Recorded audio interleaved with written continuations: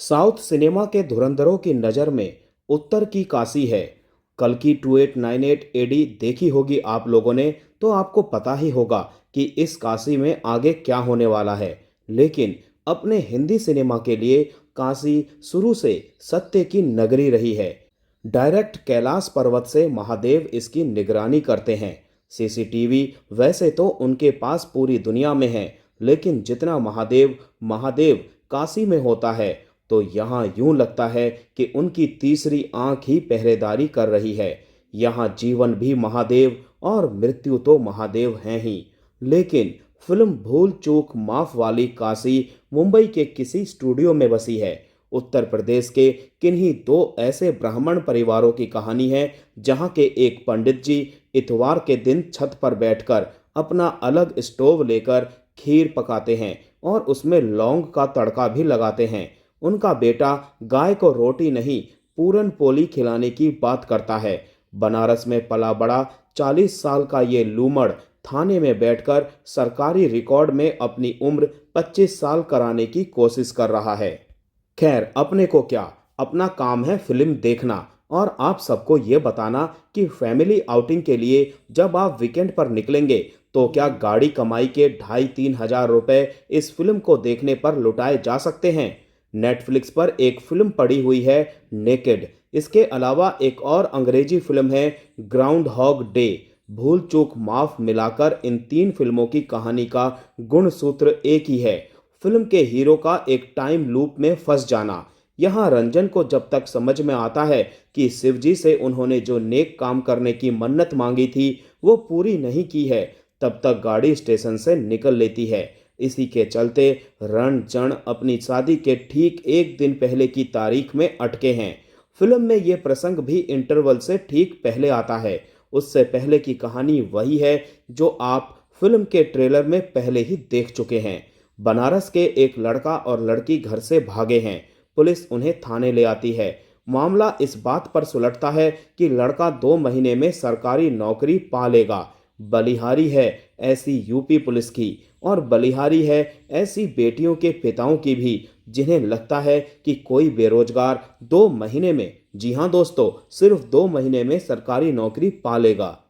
Film भूल चूक माफ दरअसल सरकारी नौकरियों को लेकर परेशान देश के करोड़ों युवाओं की एक जबरदस्त केस स्टडी हो सकती थी, लेकिन उसके लिए फिल्म निर्माता दिनेश विजान को एक अलग विजन के साथ एक 25-26 साल के लड़के की भी जरूरत होती। और इस उम्र के जो लड़के हिंदी फिल्म निर्माताओं की आंखें अपनी रोशनी से इन दिनों चौंधियां दे रहे हैं, उनमें अगस्त्य नंदा से लेकर वेदांग रैना, शिखर पहाड़िया आदि सबका ऐसे किसी प्रसंग से जीवन में ना लेना देना पड़ा है और ना ही शायद कभी पड़ेगा। आज के जमाने का अमोल पालेकर जैसा कोई युवक ही ऐसा किरदार निभा सकता है। ऐसा युवक जिसने निजी जीवन में भी नौकरी पाने के लिए संघर्ष को जिया हो। दिनेश विजन को कोई नहीं मिला तो उन्होंने स्त्री 2 से उछले राजकुमार को फिल्म में वैसी ही जबरदस्ती से फिट कर दिया है, जैसे डायलॉग्स के बीच बीच में बकैती शब्द ठूंसा गया है। अरे भाई, बकैती का मतलब दबंगई के आसपास है। अनावश्यक बातें करने को बकैती नहीं, बकवास कहते हैं। क्या करण शर्मा कुछ दिन तो गुजारे होते काशी में। फिल्म की हीरोइन वमिका गब्बी हैं। प्यार क्या होता है उनके किरदार तितली ने फिल्मों तक में नहीं सीखा है। बात बात में गबरू जवान बनने की कोशिश करती है और बस बोली में मात खा जाती है। एक तो पता नहीं निर्देशक करण शर्मा की वमिका गब्बी से क्या ही खटकी है। इस पूरी फिल्म की शूटिंग के दौरान एक भी ढंग का क्लोजअप इस लड़की का पूरी फिल्म में नजर नहीं आता। डायरेक्टर और हीरोइन के बीच की ट्यूनिंग न बन पाने का किस्सा कुछ कुछ लगता है यहाँ। लेकिन मामला महिला सशक्तिकरण का भी है यहाँ। ये लड़की अपने बॉयफ्रेंड को पाल रही है। बॉयफ्रेंड कैसा है हमने पहले ही बता दिया है। उसको सरकारी नौकरी के लिए रिश्वत तक का जुगाड़ ये लड़की करके दे रही है, और लड़का है कि बिना लागा हर रोज गाय के गोबर में कूदा जा रहा है। दोनों के परिवार मिश्रा और तिवारी ही क्यों हैं पता नहीं। काशी के ब्राह्मणों जैसी कोई पृष्ठभूमि तो दोनों परिवारों की यहाँ रची ही नहीं गई है। जाकिर हुसैन, रघुवीर यादव इन दोनों परिवारों के मुखिया हैं, लेकिन ढंग का एक भी सीन दोनों के पल्ले नहीं आया है। सीमा पाहवा भी हैं हीरो की मम्मी के अवतार में। उन पर कैमरा जब भी आता है उनके अभिनय पर सुहाता है। बाकी कोई आधा दर्जन और नए नए से चेहरे फिल्म के कास्टिंग डायरेक्टर ने तलाशे हैं।